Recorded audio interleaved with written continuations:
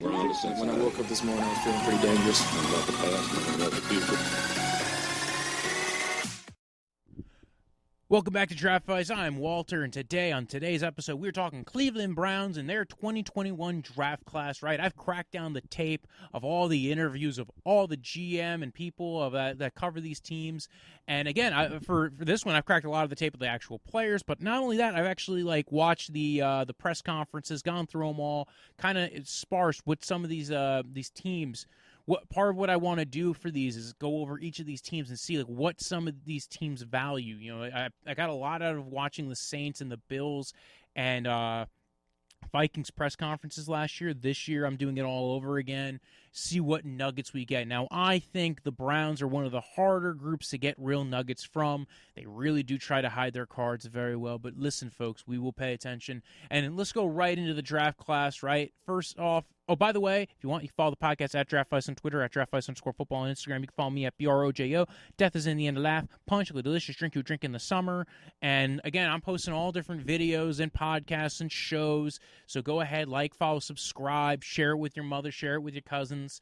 And in the show notes, there's links to all this beautiful stuff, all the videos already being done on this for DraftVice by me. And right off the bat, Greg Newsome, right? This is a guy I did not think would fall to them at 26, but I definitely thought if he was there, he was probably high on their board, top potential 5 guy that they would go after. I do think Kwity Paye was high up on their board as well. Clearly, Surtain was as well, but Surtain was going way too high. Surtain went 8 overall. So Greg Newsome can play man, can play zone. They like what he can do, potentially impress man. Did not have a ton of reps at that, but again, we saw that with Caleb Farley, and again, as long as you could play off man and play zone, there was a lot of guys like that in this draft class. He tested out the roof. He's a good tackler. He has 3 years of tape, but he's only 20 years old. They made a very big deal about that. That's something that the Browns make a big deal of, is not just the age, but the sample size at that age, right? If you're 20 years old and you have 3 years of tape, they love it. Doesn't matter that, hey, you didn't always finish every season. They kind of looked at that as, well, yeah, you did 3 years of tape at least, and you're 20 years old. He's one of the top 10 to 15 youngest players in this draft class. They liked that. They weren't really worried all that much about the medicals. Yeah, he was dinged up over the years, but they were small things. They were things that aren't really probably repeatable. Didn't feel like they were long-term issues of concern. They feel like he's a really good fit in their defense. Again, he's another big, long guy. 6'1", could be an outside corner, kind of similar in the mold to what they have with Greedy Williams already. Now you have 2 very big outside corners who are athletic. Greedy Williams coming off the injury. You also have Denzel Ward there. Denzel Ward's already a really good corner, and I mean top. I think he's a top-level corner, and that's when he's playing in schemes that don't even work for him. They were playing a lot of zone last year, and Denzel Ward's probably better off being used in man. And again, he was still very good. I think Denzel Ward's the guy they have to extend in the future. But again, they wanted the corner room to be deep. It didn't really matter that they have Greedy Williams and Denzel Ward. Now you're 3 corners deep.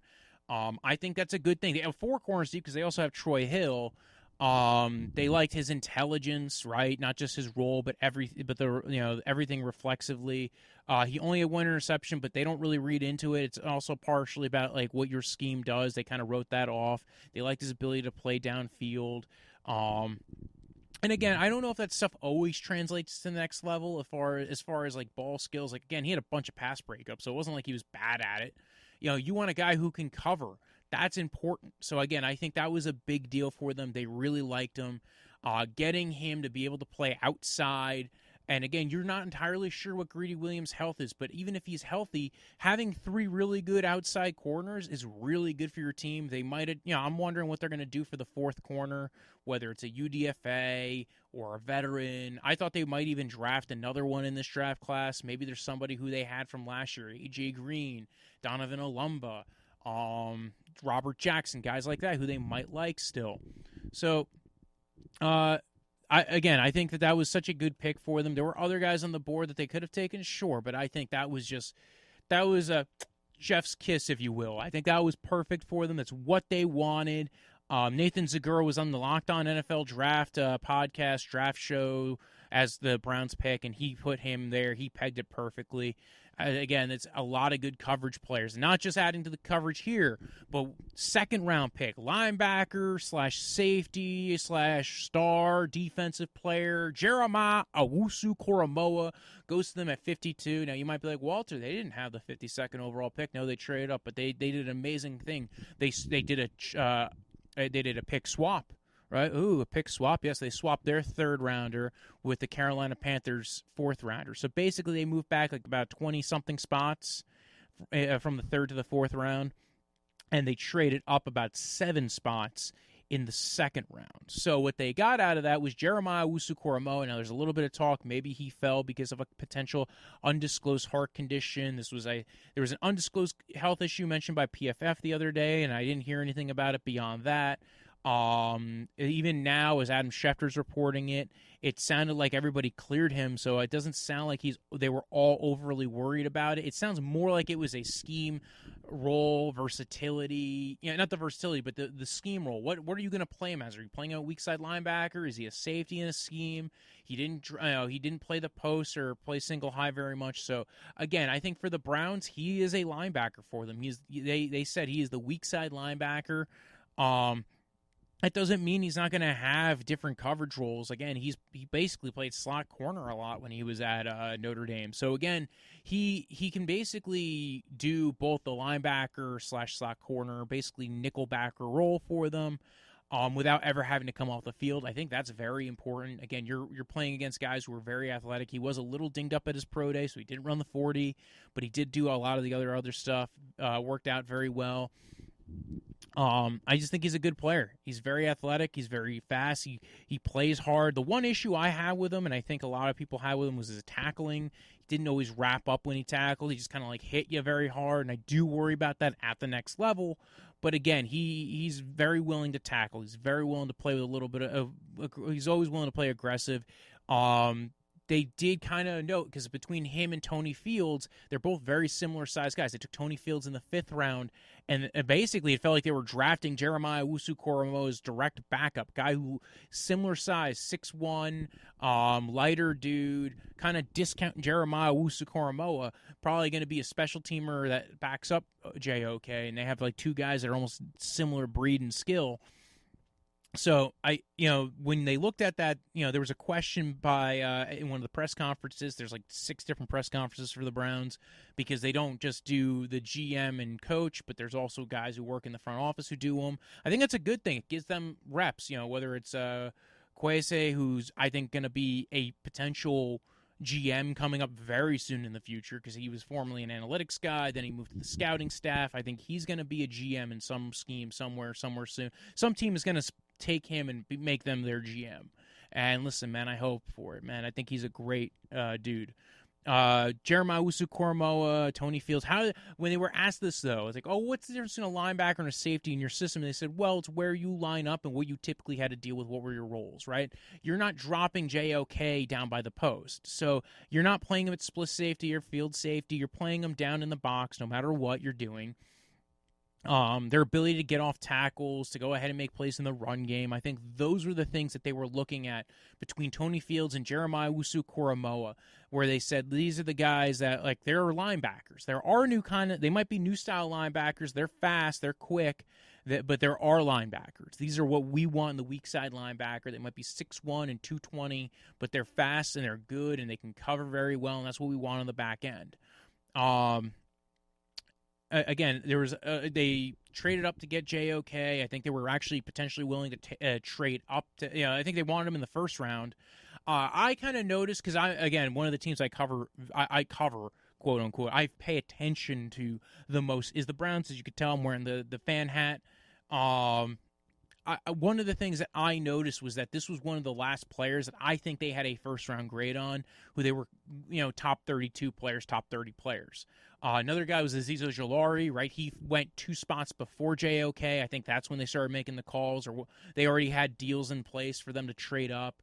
At 50, Azeez Ojulari goes off the board.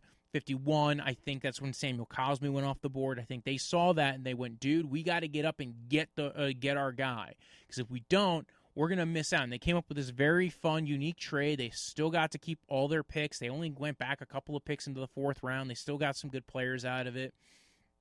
Overall, I think it was a smart move on their end. They got their guy. Next day 2 pick that they had was Anthony Schwartz out of Auburn. He's a field stretcher, ran 4.22 at his pro day. He was a track guy. It was like Olympic level track athlete. So I think they liked him a lot. They don't look at him as whether he could be a slot or an X or a flanker or what's he going to do, like what's particular role. They look at what he can do, right? What he brings. And he brings speed. He brings run after the catch ability, looking to get the ball in his hands and get him to go. Acceleration, they liked his acceleration out of the brakes, not just the speed, but everything in toto, if you will. They do a deep, in-depth process. They unearth everything they can. Again, Kwesi talked about his role in the organization in this one. You also heard from Paul DePodesta a bit on it. Paul DePodesta even kind of hinted that he felt like Schwartz was kind of being utilized outside of what he probably was good at. Bo Nix was not necessarily the best deep ball passer, so they kind of hey, wait a second, what if we get him more in the deep ball role? Again, if you look back at Browns were addressing the things that they did not do well last year, right? And the 2 things that they needed a deep threat, right? And I think they had guys on the board who were deep threats who maybe they would have taken in round 2. Elijah Moore, I think, was one of the guys. He was there in round 2, they would have went for him. Azeez Ojulari was the edge rusher they would have went for in round 2. They didn't get him. But I think they absolutely went into this draft with a need for a deep threat. They had Anthony Schwartz pegged as a guy who they wanted in the mid-rounds. If they did not get Elijah Moore, made sense. They went ahead. They got him at pick, I think it was 91. So they got their guy who's going to be a field stretcher, so he could be a deep down the field guy who's going to clear out the field. That's what you want. You want a guy who's going to go ahead, take guys out of the box, make them keep a safety up high, who's going to be a man beater. You want this. You want this for Jarvis. You want this for Higgins. You want this for Odell. Now you can get Odell a lot of run after the catch because that's what Odell and Jarvis do very well. And then even if they aren't just doing that, Odell was the only guy on the offense last year who really scared defenses, made them back off, made them say, go ahead and fight us, dude. And Odell was good at that for the first 6 games, then he tore his ACL. So, again, I think, with Anthony Schwartz, you're now adding another element, a guy who is not just a guy, but can do all the things you want. And they unearth every piece of info in this, and they love what this guy can do. He's still only 20 years old. He's 6 feet tall. He looks a little lean. But, again, you don't need him to be he's kind of like a Robbie Anderson, to be honest. So that's kind of what I like about him. He's very Robbie Anderson-ish. You don't need him to be getting 600 targets in a year or something.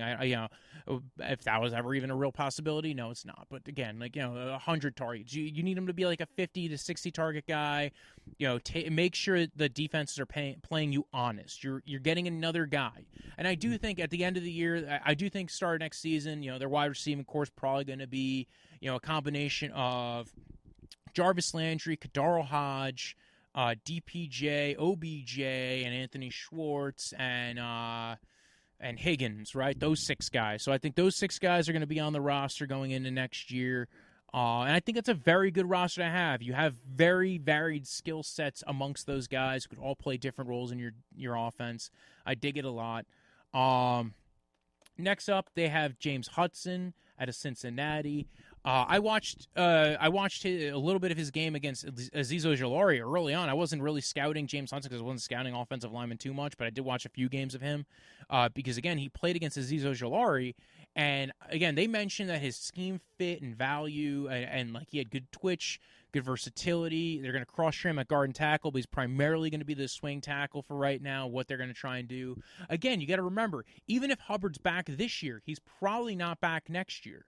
Hubbard's coming off a knee injury, so he might not even start the season. I know they suggested that they do think he will be able to play the season. I mean, that's also why they extended Blake Hance. That's why they have Michael Dunn on the roster. So they have a lot of offensive linemen, but Dunn and Hance, I'm not over eager to play at tackle. Hance played pretty well at tackle for him last year at swing tackle. So again, another guy on the roster who they're going to go ahead and cross-train. Again, this guy started at D-line. He has D-lineman movement skills, has innate foot speed and ability. I know it doesn't show out on the pro day, but remember, the pro day stuff, it's a snapshot, right?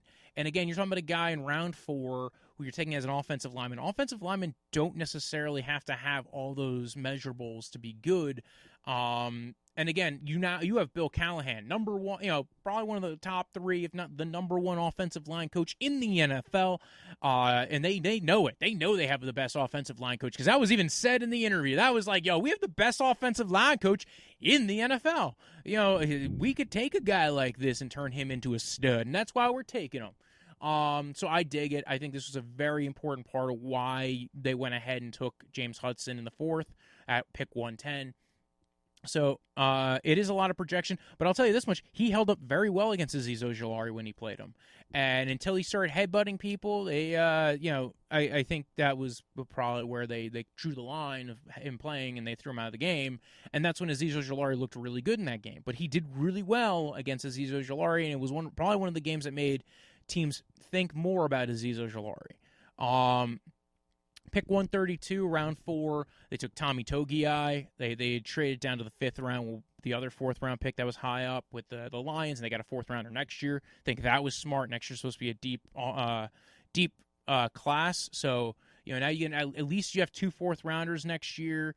I think that's going to be useful. You never know where else you could pick up picks. Tommy Togiai, they like him as a run defender. I think if anything, this is telling you that they are definitely looking to play a lot. They're looking for him to be a gap penetrator, right? I think he could probably play 3-tech.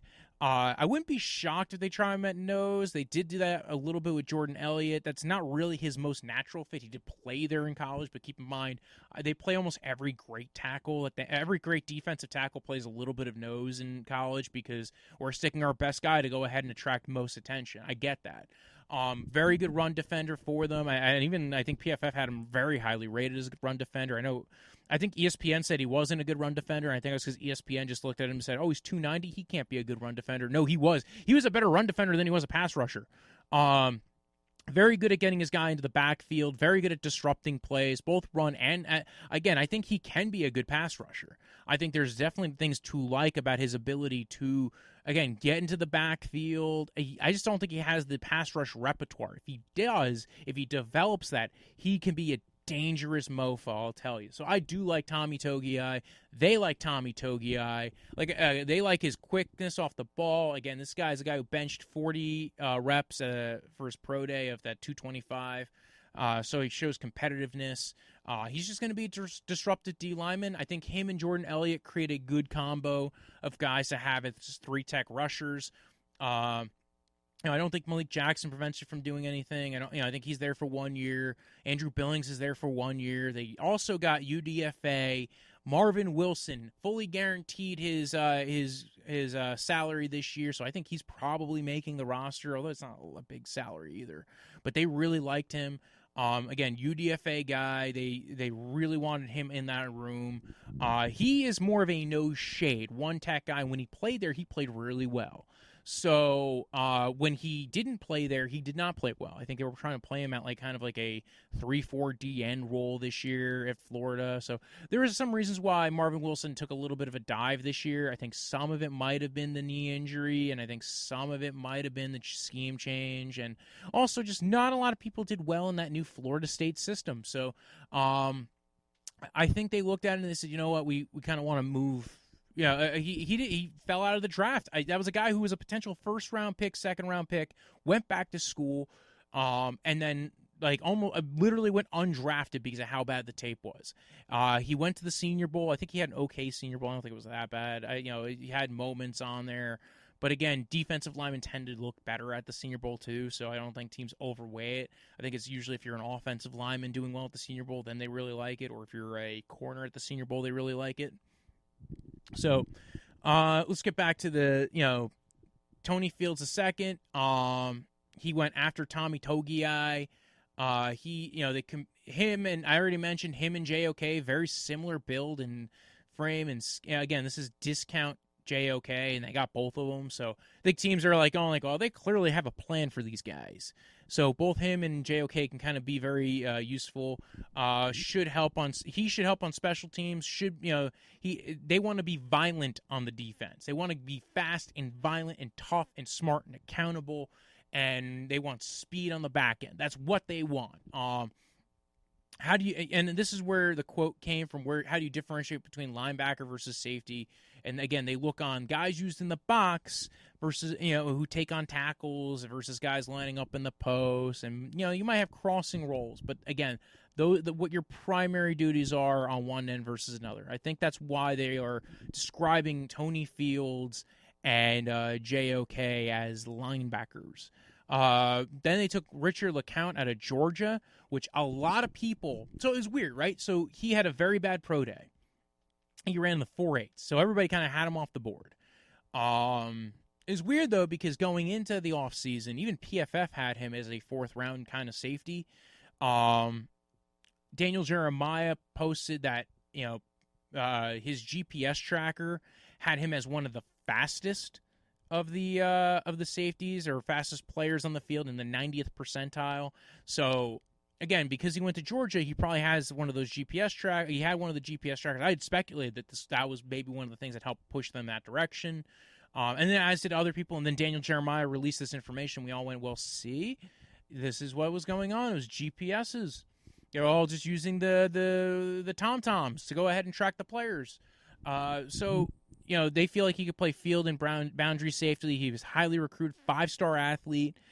He was voted most improved player in 2019, and he played behind a very talented group of safeties at Georgia at that time in 2018. He was a 3-year starter. He was hurt in a motorcycle accident this last year. Suited up in the Cincy game, took the final snaps, did a full workout in the spring. The full workout in the spring probably didn't help him overly, but maybe he was also still recovering from the injuries as well. And, again, I think teams are now feeling more comfortable about the injuries. He has got a good special teams history in college. So, again, special teams are the quickest way to get you on the field for a team. Especially if you're a backup, they want guys who can play special teams very well. And I do think that teams, especially on day 3, take that into account with the players they pick up. They mentioned that Andrew Berry wanted to be aggressive, right? And that he's going to, one guy said he was the smartest guy in the room, and he won't tell you. So, again, I liked Richard LeCounte. I was, when everybody kind of shaded him, I also kind of shaded him as well. But he was a guy I was aware of earlier in the process, and there was a lot of talk about him being like a 4th-round safety. I guess if he had tested how he played earlier this season, teams maybe would have pushed him up the board. Demetric Felton was the last pick they made, 211. He was a big Senior Bowl guy. He did not test well. I think his RAS had him at like 0.91, which is not good. It was like you get like full numbers next to that, and he had a 0.91. So just give you an idea on that. That's as a wide receiver, though. He is there as a running back / wide receiver, kind of like Duke Johnson was. Keep in mind, Andrew Berry was part of the front office that was there for when Duke Johnson got drafted. I don't think he did draft him though. I think it was the year later. I think Duke Johnson was drafted the year before him, but he saw the versatility, so he was there for a lot of the time that Duke Johnson was there. Demetric Felton's got a very similar skill set to him, and again, if you change his RAS to running back, it looks a little bit better. But, again, I went to the Senior Bowl, tested out as wide receiver at the Senior Bowl, kind of like, doing the route running, was beating guys up and down the field, and when they were covering him. Again, he can be a real running back, though, too, and I think that's what they were kind of doing, was they want a guy who could be versatile. He could also be the return specialist guy. Dearness Johnson, you're trying to find a guy who has a different skill set. I think they still like Dearness Johnson, but again, they might not keep Dearness Johnson, or they might find a partner that might want to trade for Dearness Johnson because he did look good, or, again, they could also be trading one of, Nick Chubb or Kareem Hunt. Nick Chubb's on the last year of his deal. Kareem Hunt has very little guaranteed money on his deal. So one of those guys might not be here past this year. You're now getting another receiving threat out of the backfield who could also run the ball. Again, I'm not saying they should get rid of any of the running backs in that room, but if they were, that's also another reason. He's not even guaranteed to make the roster at pick 211. But again, I think he has a versatility and usefulness that they will like. They could still keep him around, especially if he starts showing on special teams. I think Dearness Johnson was very good for them on special teams as well as a returner. I think they're past the phase of trying to use DPJ as that. I think he's just too awkward of a body type and build to do it. And then Marvin Wilson, UDFA at Florida State, I mentioned before. I'm not going into the other UDFAs. I just think that was the biggest name. That was the one I was most impressed with. They also signed free agent Malik McDowell right after the draft, right? Former second-round pick of the Seattle Seahawks, got into an ATV accident, then got into some trouble, was on probation for like 11 months. Not good. But now he's trying to recuperate, become a decent member of society, and I dig it. I'm glad they're willing to go ahead and take a risk on a guy like him. I don't think it's really that much of a risk. I like the player. From what I saw back then, he's got a more leaner build. That he always did have a more leaner build for a guy who's huge, like a nearly 300-pound player. That was kind of a leaner, more muscular build, and just I think you're getting him in there. He could maybe play D end or D tackle, very Sheldon Richardson-esque. I think I was actually maybe, but he also has very long arms. Like he had vines, if I remember correctly. I didn't pull up any of his history. That information came today before I recorded the podcast, so we're recording this video. Again, I very much do like what I saw from him back then. I liked his perspective. Again, he was a guy who people were talking about in the first round that year. Fell to the second because teams weren't quite sure if he liked football. In fact, he had told some interview people that he wasn't quite sure if he really wanted to play football. He didn't really care about coaching. He didn't think it would be it was a very weird track record in history for the guy. Now he's coming back. Again, maybe they still bring back Sheldon Richardson, but it seems like they're trying to attack D tackle in the cheapest way possible. That doesn't mean they can't bring back Richardson. I think they might keep 10 D linemen on this roster and 10 defensive backs. Why do I think that? And I think they might go cheaper at linebacker again. I think they still might only go 5 linebackers.